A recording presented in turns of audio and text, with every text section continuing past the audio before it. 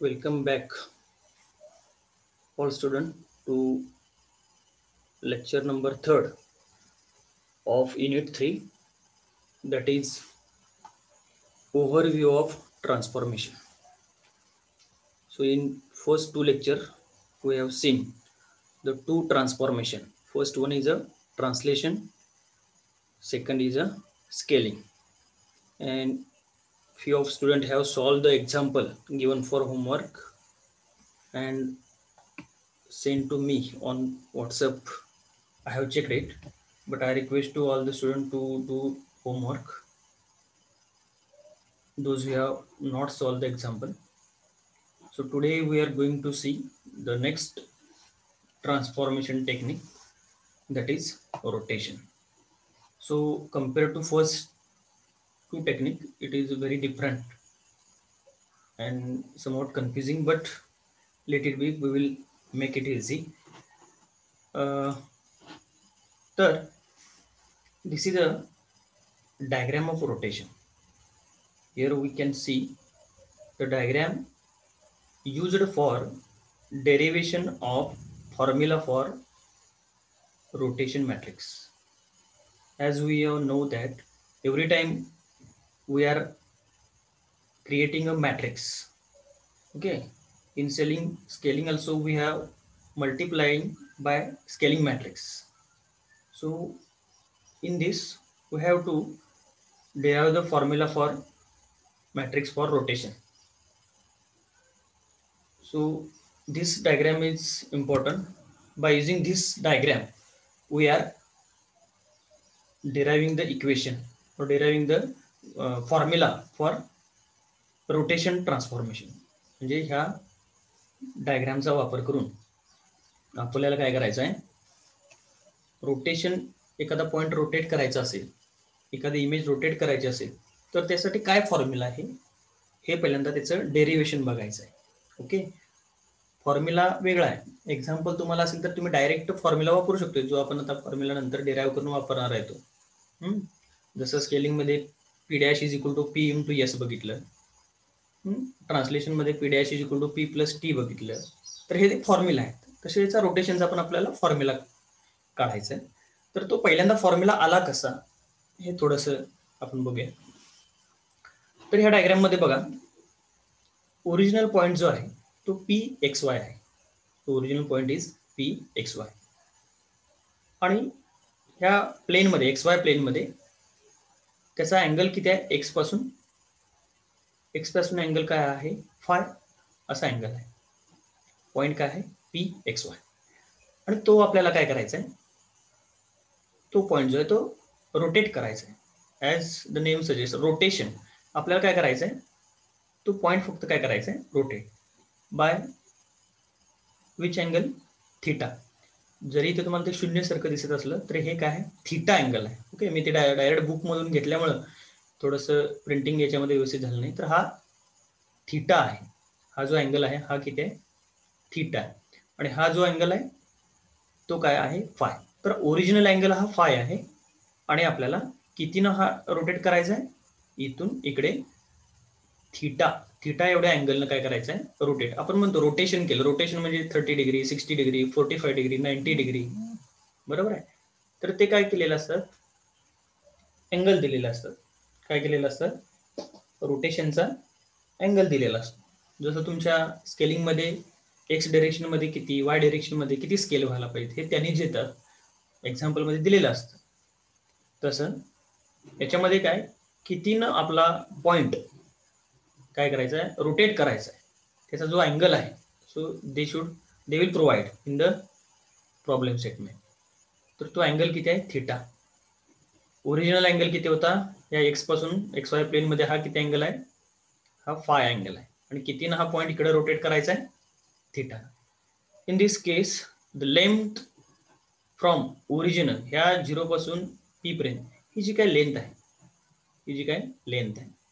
ही length किती आहे, R आहे. त्याला आपण काय म्हटलंय, आर असं म्हटलंय. It is remain same. फक्त इथं आपल्याला काय करायचं आहे, फक्त रोटेट करायचं.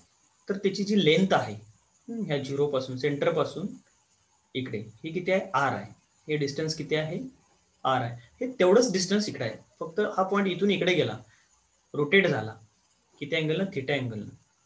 पण ही जी लेंथ आहे, ही जी काय लेंथ आहे, ती length remains same, that is R. ही पण लेंथ किती आहे, आर. ही सुद्धा लेंथ किती आहे, आर. ओके. ओरिजिनल अँगल किती होता, फाय अँगल होता. रोटेशन अँगल किती आहे, इथून इकडे किती आहे, थिटा. म्हणजे दोन्ही मिळून जर केला तर तो फाय प्लस थिटा होईल. म्हणजे इथून जर मोजला तर तो या एक्स डायरेक्शन पासून मोजला तर किती होईल, five plus theta. Okay. So this is a rotation angle. तर आता ह्या डायग्रामचा वापर करून आपल्याला एक डेरिव्हेशन केलेलं आहे. त्यासाठी तुम्हाला एक बेसिक फॉर्म्युला माहित पाहिजे. तर बेसिक फॉर्म्युला काय आहेत की साइन थिटा म्हणजे साइन ऑफ अँगल म्हणजे काय असतं बघा. साइन ऑफ अँगल चा फॉर्म्युला काय आहे, आपण ट्रिग्नॉमेट्री बघितलेला आहे. समोरची बाजू भागिले कर्ण, बरोबर. साइन थिटाचा फॉर्म्युला काय आहे, समोरची बाजू भागिले कर्ण. आणि कॉस थिटाचा फॉर्म्युला काय असतो, लगतची बाजू भागिले कर्ण. दोन फॉर्म्युला लक्षात येतात का बघा. साइन थिटा म्हणजे काय आहे, समोरची बाजू भागिले कर्ण. आणि कॉस थिटा म्हणजे काय, लगतची बाजू भागिले कर्ण. हे दोन फॉर्म्युला आपल्याला इथं महत्वाचे आहेत. तर ही डायग्राम इथं मोठी दाखवलेली आहे. हे स्पेसिफाय करण्यासाठी पी कुठं आहे, पी डॅश कुठं आहे, हा अँगल फाय आहे, हा अँगल थिटा आहे, ही लेंथ जी आहे ती रेडियस आहे. ठीक आहे. तर आता आपण डेरिव्हेशन मध्ये आपण बघूया. तर ही थोडीशी आता डायग्राम छोटी केलेली आहे. तर हे तुम्हाला सगळं मी सांगितलं, कुठला अँगल थिटा आहे, कुठला अँगल फाय आहे. ओके. तर याच्यामध्ये बघा आपल्याला काय काढायचं आहे, अजून एक या डायग्राम मध्ये हे जे अंतर आहे, बरोबर आहे, हा जो पॉईंट जर विचार केला तर इथून एवढं अंतर हे आपण काय म्हणतो, एक्स म्हणतो. इथून असं वरपर्यंत एवढं हे अंतर काय म्हणतो, वाय म्हणतो. तेच इथे एक्स वाय दिलेलं आहे. त्याच्यानंतर इथं P dash is equal to X dash Y dash. X dash म्हणजे अंतर म्हणजे केवढं आहे, हे एवढं अंतर म्हणजे काय, एक्स डॅश आहे. म्हणजेच एक खालचं एवढं अंतर म्हणजे काय, एक्स डॅश आहे. वाय डॅश म्हणजे केवढं अंतर आहे, इथून खालून इथेपर्यंत म्हणजे वाय डॅश, किंवा इथून हे एवढं अंतर म्हणजे काय, असे उभं अंतर म्हणजे हे काय, वाय डॅश. लक्षात येते का बघा. ठीक आहे. तर आता आपल्याला कॉस ऑफ, आता बघा मी काय म्हणतोय, cos phi plus theta, cos phi plus theta, cos phi plus theta जर आपल्याला काढायचं असेल, कॉस म्हणजे काय बघा, कॉस फाय प्लस थिटा म्हणजे काय ना, लगतची बाजू भागिले कर्ण. तर या एक्झाम्पल मध्ये लगतची बाजू किती असणार आहे, थिटा प्लस फाय. लगतची बाजू किती असणार आहे, ही थिटा प्लस फाय म्हणतो मी, फक्त थिटा नाही, थिटा प्लस म्हणजे फाय प्लस थिटा. हा काय फाय, हा काय थिटा आहे.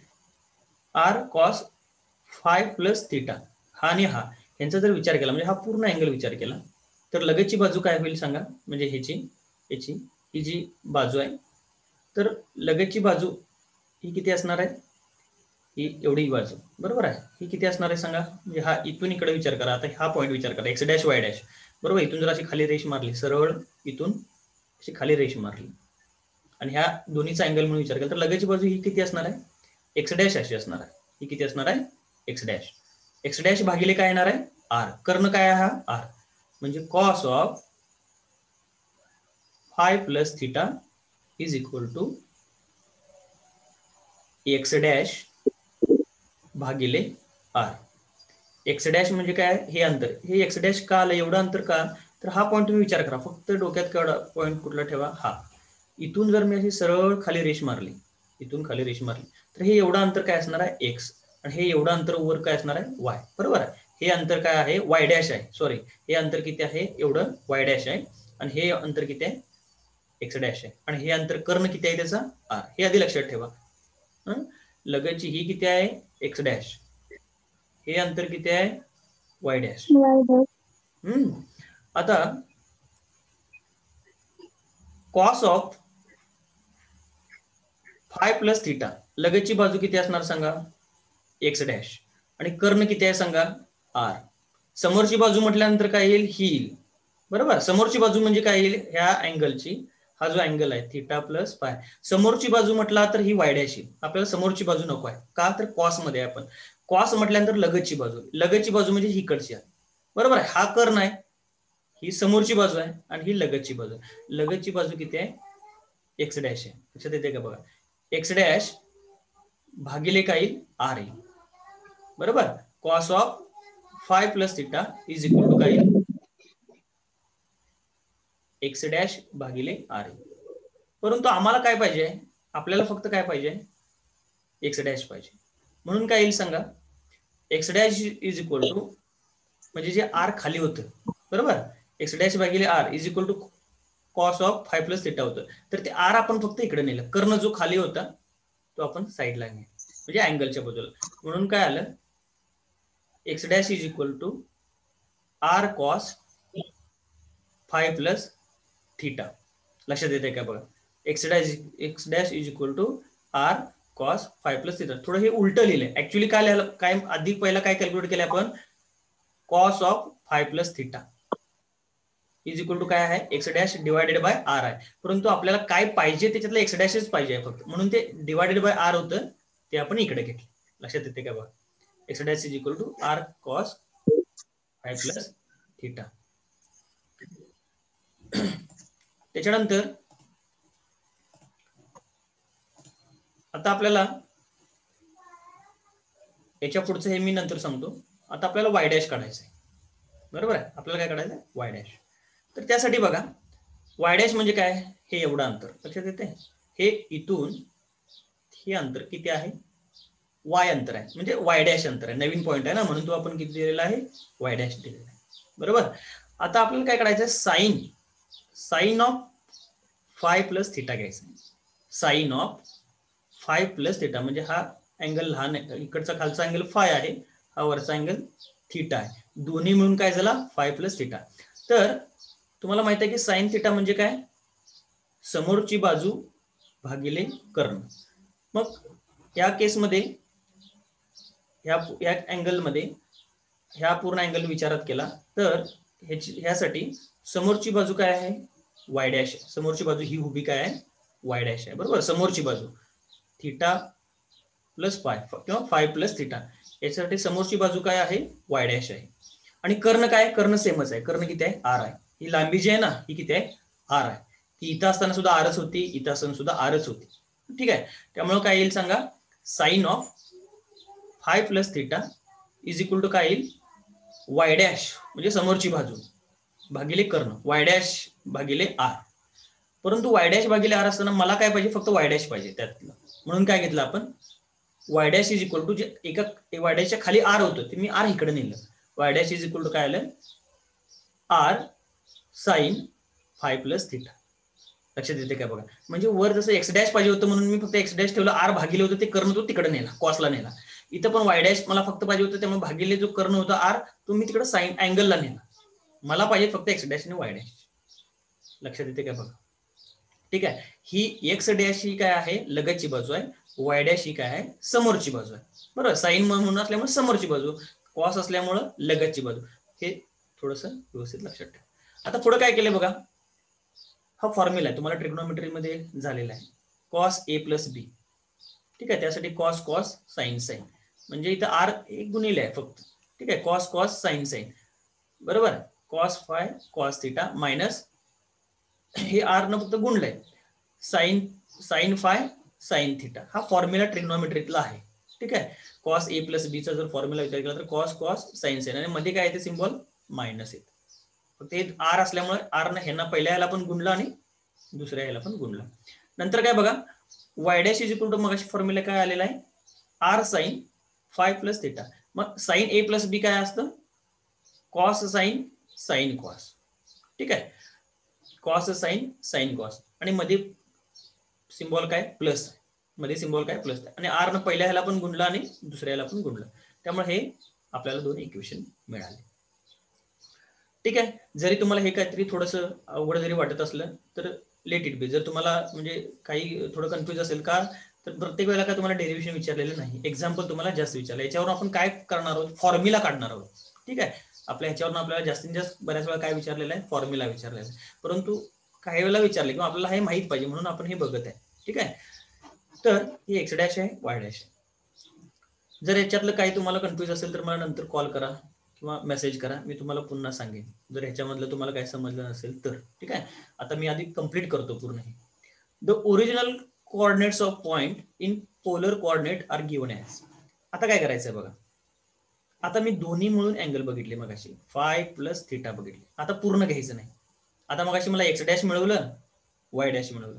आता मला काय पाहिजे, जुने पॉईंट काय होते, एक्स आणि वाय. त्यामुळे मला इकडे जायची गरज नाही, थिटा अँगल घ्यायची गरज नाही, फक्त फाय अँगल घ्यायचा आहे. हा अँगल, एवढाच अँगल घ्यायचा आहे. कुठला, खालचा हा फाय. तर याच्यामध्ये बघा मगासारखंच कॉस फाय काय असेल सांगा, म्हणजे ओरिजिनल अँगल कॉस फाय काय असेल, लगतची बाजू किती असणार आहे, ही जुनं हा इथला पॉईंट आहे, हा इथला पॉईंट आहे. मग इथे एक्स डॅश नाही, इथं काय आहे, एक्स आहे. एक्स डॅश म्हटला की इथं एवढं, हे एवढंच एक्स डॅश. इथून इकडं घेतला, ह्या शेवटपर्यंत घेतला, ह्या पीच्या खाली, तर हे एक्स आहे. त्यामुळं कॉस फायचा फॉर्म्युला काय सांगा, cos phi is equal to काय येईल, cos phi is equal to X divided by R. X म्हणजे लगतची बाजू, ही एक्स डॅश नाही, ही काय आहे, एक्स, जुनी एक्स डॅश एक्स आहे. एक्स भागिले आर, कर्ण सेमच आहे, दोन्हीकडे कर्ण सेमच आहे, आरच आहे. त्यामुळं मला त्यातलं काय पाहिजे होतं, एक्स पाहिजे होतं, म्हणून एक्स इज इक्वल टू काय लिहिले मी, आर कॉस फाय. लक्षात येते का बघा, हे फाय आहे. तुम्ही इथं अशी सरळ उभी रेष मारा, इथून खाली अशी रेष मारा, मग लगेच लक्षात येईल तुम्हाला, एक ट्रायंगल तयार होईल. Cos phi is equal to लगतची बाजू किती आहे, एक्स, कर्ण किती आहे, R, X divided by R. परंतु मला त्यातलं एक्स पाहिजे, म्हणून डायरेक्ट इथं काय लिहिले, X is equal to R cos phi. वरच्या सारखंच इथं दोन्ही मिळून घेतलेत आणि इथं फक्त आपण एकच अँगल, आधीचा अँगल घेतले. सिमिलरली साईनला, आता पुन्हा साईन फाय काय असणार आहे, समोरची बाजू म्हणजे ही एवढी छोटी अशी उभी, हे किती आहे, वाय. बरोबर, हे अंतर किती आहे, वाय. हे जसं अंतर वाय डॅश होतं तसं हे अंतर किती आहे, वाय. म्हणून काय आलं बघा, sine phi is equal to काय असेल, वाय म्हणजे समोरची बाजू भागिले कर्ण आर, वाय भागिले आर. लक्षात येते, वाय भागिले आर. परंतु त्यामधलं मला फक्त वाय पाहिजे, म्हणून वाय इज इक्वल टू काय आलं, R into sine of phi. किंवा तुम्ही असं लक्षात ठेवा, sine phi is equal to काय आहे, वाय डिवायडेड बाय आर आहे. फक्त मी आर हे इकडे नेलं, त्यामुळे हे एक्स वाय म्हणजे जुने कोऑर्डिनेट, हे म्हणजे काय आलं, नवीन कोऑर्डिनेट. मग तुम्ही मला सर एवढं किचकट का करायला लागला, हे अँगल का घेतले, कारण का रोटेशन म्हणजे त्यांनी ते प्रॉब्लेम मध्ये अँगल देणार आहे, ती अशी लांबी देणार नाही, रोटेट करायचं आहे, 90 डिग्री रोटेट, 45 डिग्री रोटेट. म्हणून आपण काय करायला लागलो, हे एक्स वाय पॉईंट डिग्री मध्ये म्हणजे त्या अँगल मध्ये मांडायचा प्रयत्न करायला लागलो, तर आपल्याला ते सोपं जाईल. तुम्ही याच्या आधी एस एक्स काढला, एस वाय काढला, टी एक्स टी वाय, ते काहीतरी एक लेंथ होती. इथं तसं नाही, इथं तुम्हाला अँगल दिला जाणार आहे, म्हणून हे अँगल मध्ये आपण रिप्रेझेंट केले. एक्स कसा रिप्रेझेंट केला, वाय केला, एक्स डॅश वाय डॅश, हे सगळे अँगल मध्ये म्हणजे थिटा फाय याच्यामध्ये तुम्ही हे रिप्रेझेंट केले. नंतर काय करायचं बघा, ह्या ज्यात आलेले व्हॅल्यू आहे, एक्स म्हणजे काय, आर कॉस फाय, तर ते इथं लिहायचं आहे. इथं बघा, आर कॉस फायच्या ठिकाणी काय लिहायचं आहे, हे आहे ना वरचं, आर कॉस फायच्या ठिकाणी एक्स लिहायचं. आर साइन फायच्या ठिकाणी काय लिहायचं आहे, वाय लिहायचं. म्हणून काय येईल सांगा, X dash is equal to R cos phi म्हणजे काय, एक्स आहे, X cos theta, minus R sine phi म्हणजे काय, Y, minus Y sine theta. लक्षात येते काय बघा, ह्या ज्या व्हॅल्यू आहेत त्या इथे रिप्लेस करायचे. आर कॉस फाय म्हणजे काय, एक्स आहे, जुनं एक्स, एक्स कॉस, इथं काय आलं, थिटा आलं, मायनस आर साइन फाय म्हणजे काय, आर साइन फाय म्हणजे वाय आहे, म्हणजे इथं आलं मायनस वाय साइन थिटा. म्हणजे पहिले इक्वेशन तयार झालं बघा, x dash is equal to x cos theta minus Y sine theta. नंतर y dash is equal to, पुन्हा ह्या व्हॅल्यू पुन्हा इथे रिप्लेस करायचे. आर कॉस फाय म्हणजे x, x sine theta, plus R sine phi म्हणजे काय, वाय, तर काय येईल, वाय कॉस थिटा. बरोबर, हे दोन इक्वेशन तयार झाले, एक्स डॅश वाय डॅश. परंतु आता हे मॅट्रिक्स स्वरूपामध्ये आपल्याला पाहिजे, हे मॅट्रिक्स स्वरूपामध्ये. त्यामुळे हे याच्या आधीची स्टेप म्हणजे ही. आता हे रिव्हर्स कसं होते बघा, मला हे असं पाहिजे ना, तर मी जर असं लिहिलं, ठीक आहे, मला हे असं तयार झाले दोन equation, x dash Y dash, परंतु ते मला मॅट्रिक्स मध्ये पाहिजे. मॅट्रिक्स मध्ये पाहिजे म्हटलं तर कसं करायचं बघा, एक्स डॅश वाय डॅश एका मॅट्रिक्स मध्ये घेतलं, एक्स वाय दुसऱ्या मॅट्रिक्स मध्ये घेतलं, आणि इथं काय लिहिले बघा, cos theta sine theta minus sine theta cos theta असं जर लिहिलं तर ह्यांचा जर गुणाकार केला तर ही अशी इक्वेशन तयार होतं. ह्यांचा जर गुणाकार केला तर हे असं कसं बघा, तुम्ही इथं बघा, पहिल्यांदा बघा, एक्स पहिला रो पहिला column, x cos theta minus y into sine theta, that is म्हणजे x into cos theta x cos theta plus y into minus sine theta म्हणजे मायनस वाय साइन थिटा, तेच आहे बघा, x cos theta minus Y sine. म्हणजे हे तयार व्हायचं असेल तर मॅट्रिक्स मध्ये कसं लिहायला लागतं, हे असं लिहायला लागतं, मग ह्याच्यावरून हे असं तयार होतं. त्याच्यानंतर बघा, पहिला रो दुसरा कॉलम, एक्स साइन थिटा आहे का इथे बघा, x sine theta plus Y cos theta आहे काय, प्लस वाय कॉस थिटा. म्हणजे हे पाहिजे असेल मग त्याचं मॅट्रिक्स फॉर्म मध्ये आपल्याला हे असं लिहावं लागतं. ह्याच्यावरून हे असंच फॉर्म्युला तयार होते, ह्याचा आणि ह्याचा अर्थ एकच आहे, ह्याचा अर्थ आणि ह्याचा अर्थ एकच आहे. ओके, ते फक्त मॅट्रिक्स फॉर्म मध्ये रिप्रेझेंट केलेले. आणि ह्यालाच आता काय म्हटलंय, एक्स डॅश वाय डॅश म्हणजे आपलं पी डॅश आहे, एक्स वाय म्हणजे काय आहे, पी आहे.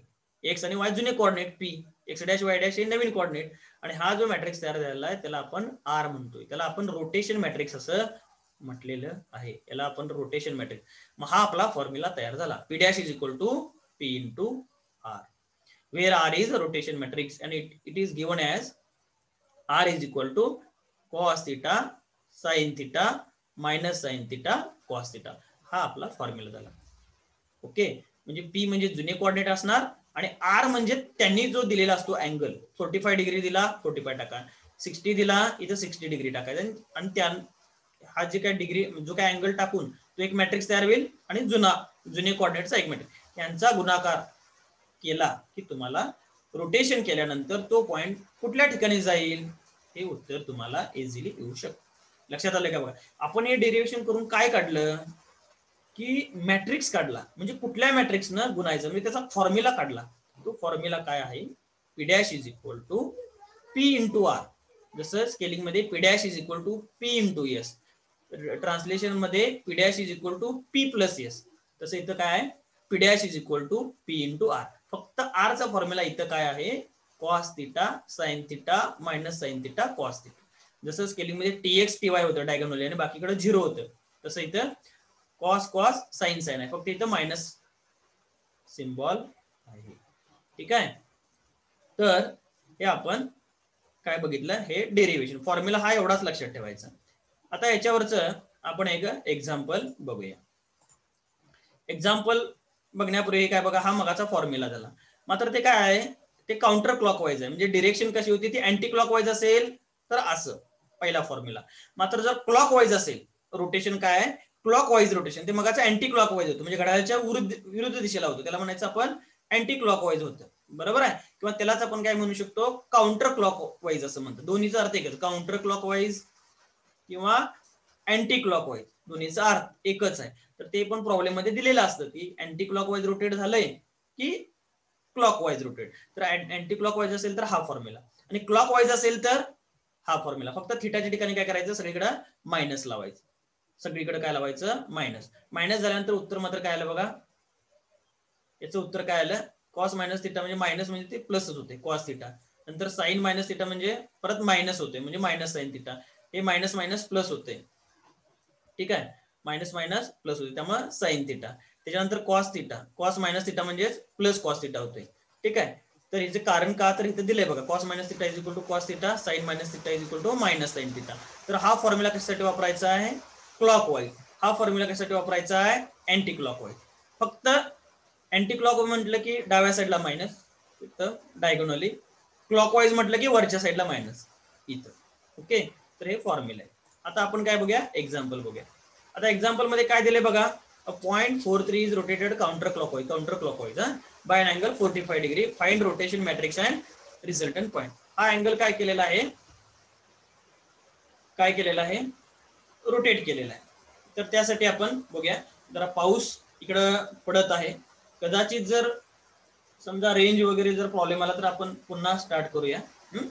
लक्षात ठेवा, आपण एक्झाम्पल आलोय. पहिला रोटेशनचा फॉर्म्युला लिहिला, त्याच्यासाठी अँगल किती दिलेला आहे 45 डिग्री दिलेला आहे. त्यामुळं इथं आपण 45 डिग्री दिलं तर 45 डिग्री म्हणजे किती कॉस आणि साईन दोन्ही 45 डिग्री 1/√2 जर आठवून बघा 1/√2 असतं 45 डिग्री म्हणजे सगळीकडे काय केलं 1/√2 ठेवलं आणि हे मायनस सिम्बॉल लक्षात ठेवा. हा फॉर्म्युला आहे आपला आरचा रोटेशन मॅट्रिक्सचा आणि काय झालं 1/√2 1/√2 आलं कारण कॉस 45 साईन 45 सेमच आहे व्हॅल्यू काय आहे 1/√2 इथं काय आलं फक्त मायनस आलं. आणि P dash is equal to काय आपलं पी इंटू आर.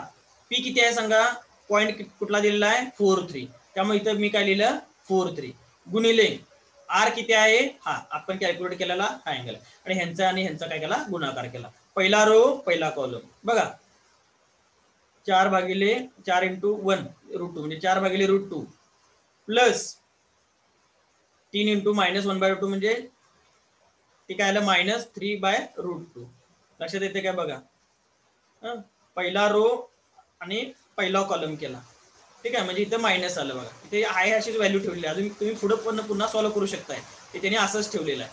त्याच्यानंतर पहिला रो दुसरा कॉलम परत ह्या दोघांची बेरीज म्हणजे 4/√2 प्लस काय आलं 3/√2 कारण 3 गुणिले 1 3 येणार आहे 4 गुणिले 1 4 येणार आहे त्यामुळे ह्या दोघांची बेरीज. त्याच्यानंतर पहिला रो ठीक आहे हे 2 झालं बरोबर आहे आणि ह्याचं परत सिम्प्लिफिकेशन काय केलं बघा छेद सेम आहे √2 म्हणजे 4 - 3 1 आलं 1/√2 आणि 4 + 3 7 बरोबर आहे 4 + 3 7 7/√2 लक्षात येते काय बघा. तर हे काय आहे याचं एक्झाम्पल आहे. फॉर्म्युला फार सिंपल आहे P dash is equal to P into R. P dash is equal to P into R. P म्हणजे त्यांनी जे दिलेले आहे आता इथे एक पॉईंट दिलाय म्हणून एक येईल उद्या लाईन देतील ट्रायंगल देतील जेवढे काय पॉईंट्स असतील ते तुम्हाला घ्यावे लागतील जेवढे काय पॉईंट्स असतील तेवढे घ्यावे लागतील. एक पॉईंट घेतलाय म्हणून आपण 4/3 इंटू हा मॅट्रिक्स तयार आहे. हा फॉर्म्युला आहे cos theta sine theta minus sine theta cos theta. हा फॉर्म्युलामध्ये त्यांनी जो अँगल दिलेला आहे तो अँगल टाकायचा व्हॅल्यू कॅल्क्युलेट करायचा आणि गुणायचा आहे. ठीक आहे सिंपल काय केलेलं आहे गुण. आता तुम्ही कॅल्सीवर एकदम डिटेलमध्ये काढला तरी पॉईंट मध्ये चालेल किंवा असं बऱ्याच वेळा रूट मध्ये येतं असंच ठेवलं तरी चालेल मात्र हे सिम्प्लिफाय करायला पाहिजे. ओके तर हा सिंपल गुणाकार आहे तुम्ही करून बघा काय अडचण येणार नाही. ओके लक्षात येते का बघा P dash is equal to P into R. P म्हणजे दिलेले पॉईंट 4-3 आर म्हणजे रोटेशन मॅट्रिक्स हा फॉर्म्युला आहे cos theta sine theta minus sine theta cos theta. त्याच्यामध्ये त्यांनी जो अँगल दिला तो अँगल टाकायचा त्याच्या व्हॅल्यू घ्यायचा आणि सिंपल काय करायचा आहे गुणाकार करायचा आहे. बऱ्याच वेळेला इथे व्हॅल्यू ह्या रूट मधल्या येतात तुम्हाला माहित आहे ट्रिग्नोमेट्री टेबल मी दाखवतो पुढच्या स्लाइड मध्ये आहे तो ठीक आहे. तर एक काळजीपूर्वक एक्झाम्पल करा. तर नेक्स्ट बघा हे फॉर्म्युला आहे साइन कॉसचे. साइन 0 किती आहे 0 साइन 30 किती आहे 1/2 45 किती आहे 1/√2 60 किती आहे √3/2 90 किती आहे 1 आणि बरोबर याच्या अपोजिट लिहायचे. कॉसचे काय लिहायचे 1 √3/2 1/√2 1/2 आणि हे 0 इकडे घ्यायचं. तर हा काय टेबल आहे तुम्हाला हा झालेला आहे ट्रिग्नोमेट्री टेबल 0 30 45 60 90 आणि ह्या अँगल मधला एखादा तुम्हाला अँगल ते सांगतील 30 सांगतील 45 सांगतील 60 सांगतील 90 सांगतील. ओके आणि आपल्याला टॅन वगैरे काय करायची गरज नाही फक्त आपल्याला साइन आणि कॉसची गरज आहे बाकी इथं काय गरज नाही त्यामुळे मी इथलं सगळं काढून टाकले फक्त साइन कॉस ठेवलेला आहे. तर यात मी व्हॅल्यू हे करा तुम्हाला माहित असतीलच फक्त एक रेफरन्ससाठी म्हणून हे केलेलं आहे. आता हे एक्झाम्पल तुम्ही सॉल्व्ह करा. कुठलं rotate point 3 around the origin in counter clockwise direction by an angle 90 degree by an angle 90 degree. मग साइन 90 1 आहे बघा कॉस 90 किती आहे 0 आहे. तर त्या व्हॅल्यू टाकून तुम्ही काय करा हे एक्झाम्पल घरी सॉल्व्ह करा. ओके एक्झाम्पल तुम्ही सॉल्व्ह करा. मी याच्या बाहेर पीपीटी तुम्हाला सेंड करतो ग्रुपवर तर त्या पद्धतीने हे करा.